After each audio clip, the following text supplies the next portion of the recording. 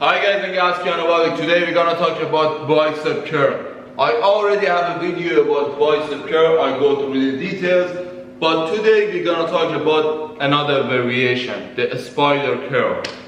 Now, I'm gonna first do the exercise and then tell you what this variation does and what's the difference between this variation and normal curling.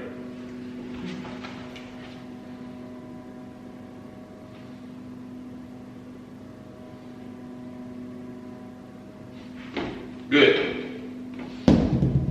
Now, I've already made the video about the anatomy and everything. I'm not gonna go through that much of a detail. You can watch that video on my YouTube channel, but just go through the details fast.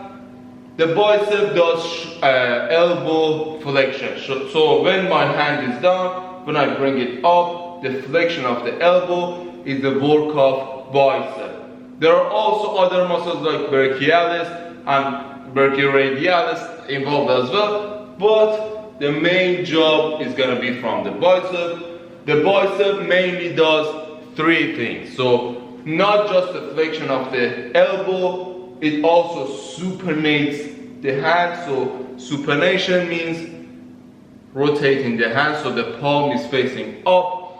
Also it flexes the shoulder as well. So flexion of the elbow, flexion of the shoulder, and supination of the hand. But we've got to consider that when we have a dumbbell in our hands, a lot of people make this mistake, and when they bring the weight up, they just cheat it like this. Now some people know that the bicep flexes the shoulder as well, but a lot of people just cheat. So they want to make everything easy, they go heavy, they do this. This is not shoulder flexion as you should do. This is just cheating, because when this weight is here, yes, of course I'm flexing the shoulder, but there is not gonna be any resistance on my bicep because this is vertical to the ground. So the gravity is not on my affecting my bicep. It's just affecting my shoulder. It's like grabbing the dumbbell like this.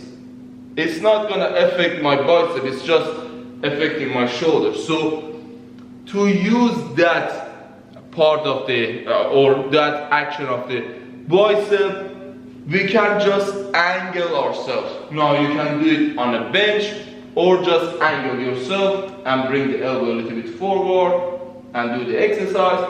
Now the shoulder, the upper part of our arm, the humerus bone, which is from here to here, is gonna be vertical to the ground, but when we move our hand, it's gonna be parallel to the ground, so the resistance is gonna be a lot more compared to this. So because of that, the shoulder involvement is gonna be less, the deltoid muscle I mean, but the bicep is gonna be really activated because the elbow is in front and it kind of is helping in shoulder flexion. The reason is, if you do not activate your bicep when you do the exercise, it's gonna come back. But when you activate the bicep, the elbow is gonna be fixed and you're gonna use a lot of bicep. That's the mistake a lot of people make. They bring the elbow back when they're doing the spider curl.